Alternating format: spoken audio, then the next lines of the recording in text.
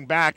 And at the top, you have those three guys who are NFL future players. Jake Locker could be the first pick in the NFL draft. Andrew Luck, if he decided to come out, could be the first pick in the NFL draft if these guys stay healthy and have a great season. Nick Foles, like we talked about, has got tremendous NFL upside. All of them big, tall, prototypical quarterbacks. But the difference is Locker can really run. Luck can run a little bit. And Nick Foles is just an absolute gunslinger. Now, Matt Barkley is a guy who can throw the ball around also very well, but sort of pushed into a position to start at USC last year. Was he ready?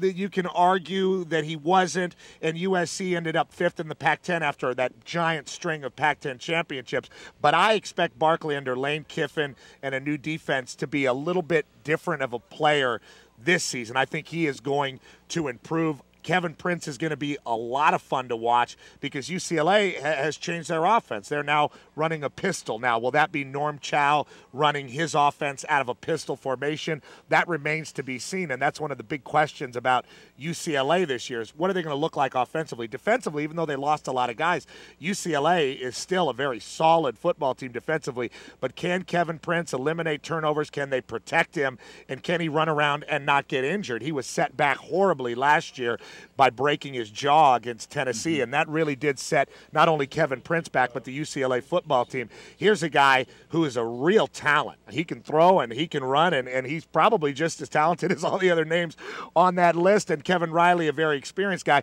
but can he put together for Jeff Tedford a full, consistent season for Cal? He's been really up and down ever since he started at Cal, and Oregon State has got a very interesting quarterback situation with Ryan Katz, who is not as tall of a guy, only about 6'1", but he's a guy that can really run around and do some special things. So it's going to be great, especially offensively this year in the Pac-10, and that's what we've come to expect. Let's talk about Southern California because we come to you from the Rose Bowl, and there's this new energy with Lane Kiffin coming on at USC. Rick Neuheisel, always dynamic at UCLA, but all of a sudden with the suspensions, some of those young players who were looking for the scholarships, wanting to stay home, might be going over to Westwood. Well, they might, or somewhere else. And remember, USC, under Pete Carroll especially, became a national recruiting entity. They always were to a certain degree, but Pete Carroll really accelerated that. And, of course, Lane Kiffin, also known as a great recruiter, he's going to be a national recruiter as well, and he proved that even in his first recruiting season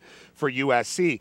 USC will be negatively recruited. There's no question about it, Steve. People are going to come after them and say, why would you go there? They have sanctions. But USC can combat that and does combat that by saying, well, look, everybody that plays here has got a great shot at the NFL, and that's the absolute truth. USC is an NFL factory, and most guys going to play Division I college football these days do it because they feel as if they could have a future in the NFL and stardom in what is one of the premier sports leagues in the history of the world. And USC is a great platform for that. So that really will be Kiffin's selling point, at least during the bowl ban. There is an appeal process, of course, that's going on. USC has a new athletic director. That story is really still developing. What is USC going to be like this year? They'll be talented and they'll be physical. Are they the best team in the Pac-10?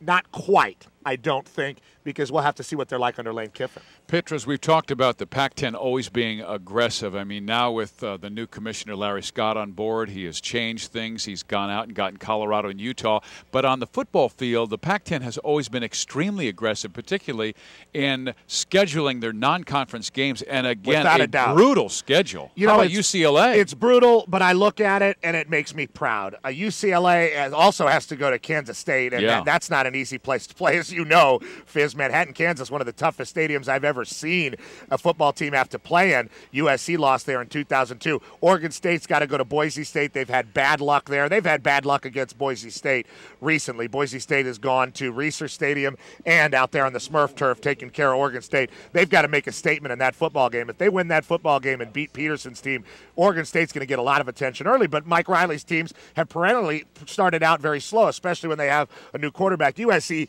plays no Notre Dame every year. You're going to have Nebraska at Washington. That's going to be a joy to watch. Nebraska is an improving football program under the Pelini brothers, and Steve Sarkisian's got it going right now at Washington. They're excited again in Seattle for Husky football. When I see that, when I see the way the Pac-10 schedules, it makes me proud because the SEC, the Big 12, the ACC, Big East, nobody can boast that but the Pac-10. I was talking to Mac Brown of Texas yesterday, and he said the last time UCLA came to Austin, they beat us 66-3. So they are getting ready for UCLA, and the Pac-10 is so aggressive. Well, right now, the assistant commissioner, Dave Hirsch, is at the podium, and he is getting ready to introduce the new, or the first coach you'll be listening to today. That's Paul Wolf of Washington State. And let's talk a little bit about Washington State. They had a dreadful last 2 years, and Paul Wolf knows the importance of 2010. Well, he's brought in a better recruiting class, and Toole, the quarterback, is a talented guy that Wolf really does believe in. But there's no question right now there is still a talent gap between the guys at Pullman, Washington, and the rest of the league. Now, they are a beautiful program, and I, for one, love going up to Pullman and calling football games. They are a passionate group of people. They absolutely love their Cougs, and you look at their returners. Toole is a good player. Carstetter is a very technical, strong receiver. Travis Long and Koyman coming off the edge are two good defensive ends, and B.J. Guerra has been a mainstay on the offensive line for the Cougs, but there's still no wow factor right now with Washington State. They are a long way away from the great teams under Dennis Erickson, Mike Price, and even Bill Doba. They are not quite there yet, but they have got to make some strides for Coach Wolf this year and have some positive things happen within their program, and I believe that will happen. I believe Paul Wolf is the right guy for the job. He knows how to build a program. He loves Washington State, a former center for Wazoo, and he knows the area very well as he's been coaching in that area for a long time. So I think they're going to be okay eventually. This is probably not their year again. But their first game is going to Oklahoma State. In the past, you go Stillwater, tough team, but they have one of the youngest teams that Oklahoma State has had in years, so there's an opportunity for Paul Wolf. Once again, we said the assistant commissioner, Dave Hirsch, is at the podium. Over here in the refreshment area, we have sunscreen for you. We also have a cool zone misting tent area for those who need to cool off a little bit, and we can get away during the break. Take care of yourself. We have wireless internet access. And if you are trying to connect to Pac-10 4, and you'll have access to the wireless internet in the facility here. The media workroom is underneath the end zone. So if you go back through towards the locker rooms, it's in the middle of the north passageway, and that is the media workroom for today. And you'll have access to that all afternoon.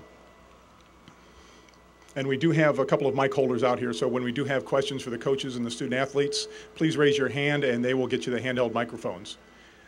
At this time, I'd like to introduce the Vice Mayor of Pasadena, Victor Gordo, for a few remarks.